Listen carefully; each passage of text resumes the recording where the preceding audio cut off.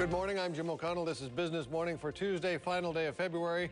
And our conclusion to Your Money Month, we have Richard Croft on how to build and protect your nest egg. Financial advisor Cynthia Kett on efficient strategies to create wealth. Tim Sesnick will answer your questions on the taxing issues of RRSPs.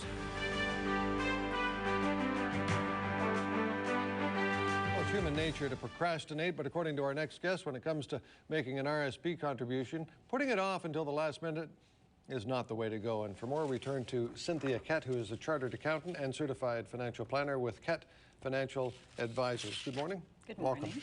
Thank you. People who leave it to the last minute every year, why is that a mistake?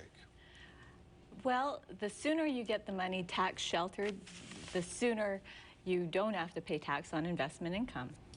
And you know, it's harder for people to come up with lump sum amounts at the last minute instead of saving as they go along. Right. So now people who may be those last minuters who are figuring out how to get that money in today, should they be looking ahead and planning their first installment for the 2006 tax year now? In an ideal situation, we always suggest that investors get their money in as much as they can, as soon as they can.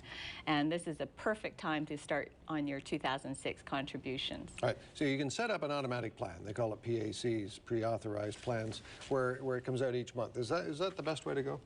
It's one way to go. The only thing that I caution people on is if they are a participant in a group RRSP and their employer is also making contributions to the group RRSP on their behalf, that they make sure that they don't over-contribute, because over-contributions of more than $2,000 attract a 1% per month penalty tax. Right, and you can over-contribute $2,000 per lifetime.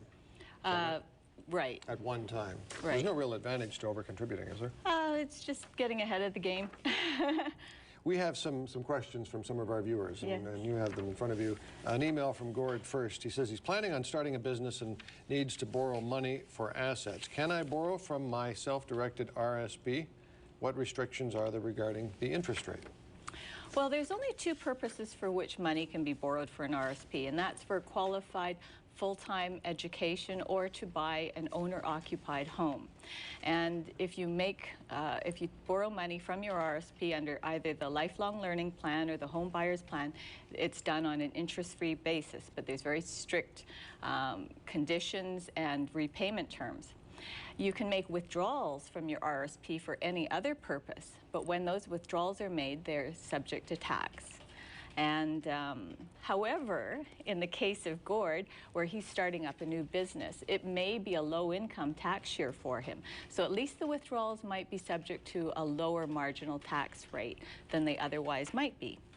But once the withdrawal's made, you can't make the RSP whole again by recontributing the borrowed amount. That room is gone. That's gone, basically. Yes. Another email, Stephen Hamilton. He says, I have two small RSP portfolios, my own and a spousal plan. How can you diversify into quality stocks when prices are so high and you can buy maybe only 100 shares or so? Well, I would say that most people don't have the time, expertise, or the interest to properly manage a portfolio of securities well. For small portfolios, a challenge to appropriately diversify by sector or by geographical area is even greater because the amount of cash available might limit the investor's choices. So we would recommend that Steve purchase either carefully selected mutual funds or index funds to achieve his investment objectives. Very good. Another question from Barry. For mutual funds, what's the best time frame to look at? 3 months, 6 months, 1 year, or 5 years? Is it best not to buy when a fund did extremely well the year before? It always seems that sometimes you run into the hot fund and all of a sudden it tumbles. So, but no, that's not a good way to select the fund. In our firm, we never consider rates of return of less than 1 year. We're really not concerned with short-term volatility. We're interested in the long-term rates of return that can be achieved over a market cycle or multiple market cycles. So when possible, we look at 5-year risk-return graphs to determine a fund's risk and return profiles compared to other funds with a similar investment mandate. But we do look at one-year rates of return for the past 10 years or more, just to get a feel for the volatility of the fund from year to year.